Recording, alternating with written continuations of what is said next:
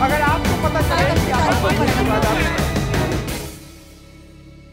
कि पिछले 2 दिनों में एक छोटा सा राजनीतिक छोटी डेवलपमेंट है हालांकि, लेकिन बहुत इंपॉर्टेंट मुझे लगती है। राज ठाकरे ने एक रैली ली पनवेल में, रास्तों के गड्ढों को लेकर, हाईवे के गड्ढों को लेकर। उन्होंने दो मुद्दे वहां पे वापस छेड़े। उन्होंने मराठी का मुद्दा और परप्रांतियों के मुद्दे को एक बार फिर से उन्होंने वहां पर उस मुद्दे को उठाया है।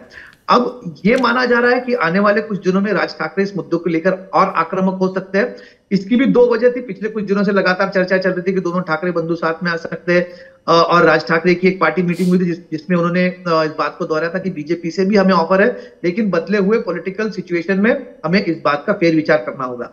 अब ये माना जा रहा है, कुछ राजनीतिक पंडित ये भी मानते हैं कि जिस तरह से एकनाथ शिंदे मराठी वोटों में बहुत ज्यादा कटौती नहीं कर पा रहे, उद्धव ठाकरे के साथ जिस सिंपैथी की बात की जा रही है वो बढ़ रही है, शरद पवार के साथ आने वाले दिनों में सिंपैथी हो सकती है, तो उस सिंपैथी को, मराठी वोट्स को शायद काटने के लिए आने वाले कुछ दिनों में राज ठाकरे एनडीए के साथ ना शामिल होते हुए एक ताकतवर विपक्ष के तौर पर उभरे, और जो मराठी के वोट्स है, मराठी अस्मिता के जो वोट्स है, शायद जो शिवसेना को मिल सकते हैं उसमें भी थोड़ी सेंध लगा सके, तो ये बीजेपी के ही शायद फेवर में जा सकता है। शिवसेना ने जिस तरह से पिछले कुछ दिनों में सीधा सीधा परप्रांतियों का मुद्दा न लाते हुए मराठी और गुजराती का जो मुद्दा उपस्थित किया है, उस मुद्दे को काटने के लिए शायद राज ठाकरे का आक्रामक मराठी अस्मिता का मुद्दा भी काम आ सकता है, और एक तरह से वो बीजेपी के फेवर में ही जा सकता है। राज ठाकरे ने भी लोकसभा चुनाव के लिए, याद दिला दूं आपको, 2019 में उन्होंने लोकसभा चुनाव नहीं लड़े थे, लेकिन इस बार वो लड़ना चाहते हैं। उन्होंने भी तैयारियां शुरू कर दी, मीटिंग लेना शुरू किया है।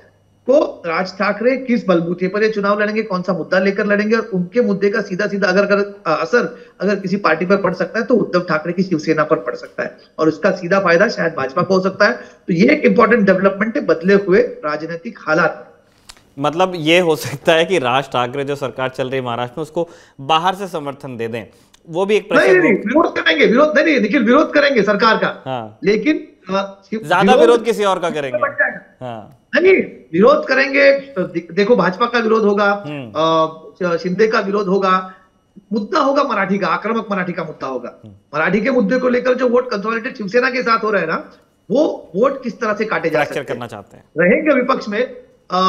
मतलब अगर इसका उदाहरण देना तो मैं बी टीम वगैरह नहीं कहूंगा, लेकिन जिस तरह से एमआईएम का मुद्दा रहता है हमेशा कि विरोध करेंगे, भाजपा के साथ में ऑफिशियली नहीं जाएंगे, लेकिन उस तरह की एक पॉसिबिलिटी यहाँ पर महाराष्ट्र में पिछले 2 दिनों से चर्चा में कि राज ठाकरे विपक्ष में रहेंगे, सरकार के खिलाफ मोर्चा खोलेंगे, और जो विपक्ष का कंसोलिडेशन है उसमें कहीं ना कहीं सेंध अगर राज ठाकरे लगा सकते हैं तो शायद वो भाजपा के बहुत काम आ सकता है।